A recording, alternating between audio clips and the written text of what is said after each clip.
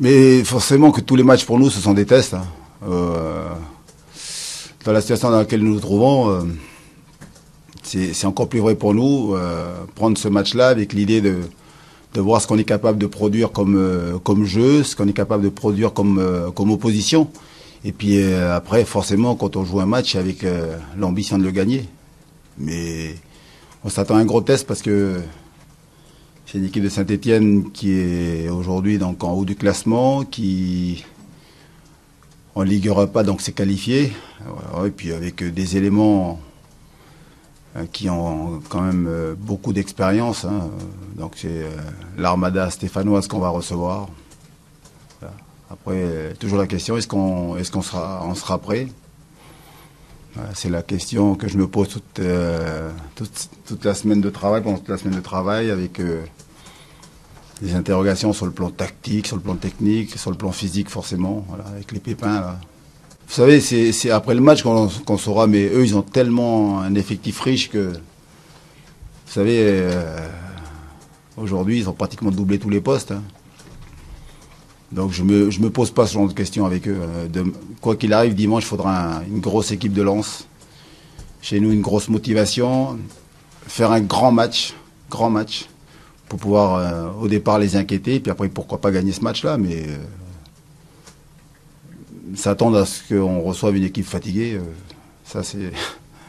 Si on part comme ça, on a perdu d'avance. Hein. Forcément qu'il y a beaucoup de similitudes, hein. Tant en termes de passion, de ferveur, donc supporters, parce que c'est pratiquement les meilleurs publics de France, quoi. En tout cas, nous à Lens et puis à Saint-Étienne, on a cette réputation-là. Puis après, on a des équipes qui aiment aller de l'avant, qui aiment jouer.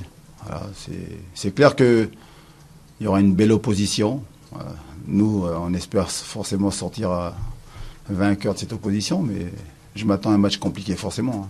Ben, en tout cas, ils ont dans le schéma qu'ils ont, c'est une équipe qui défend bien d'abord. C'est un bloc assez bas et puis après ils jouent sur la vitesse de leurs attaquants.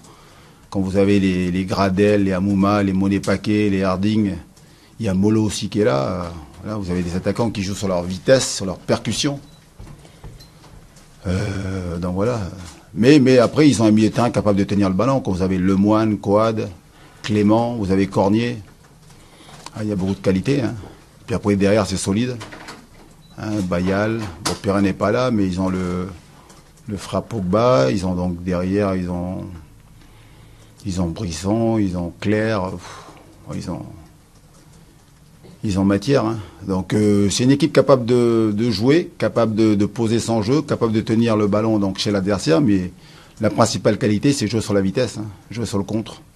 Je suis, on va dire, pratiquement persuadé qu'à la fin de la saison, Saint-Étienne sera devant nous. Mais sur un match, c'est tout faire pour les bouger, tout faire pour leur rentrer dedans, tout faire pour les bousculer, et puis surtout gagner ce match. En tout cas, sur dimanche... c'est ce qu'on va présenter comme discours et puis donc comme intention dans le jeu.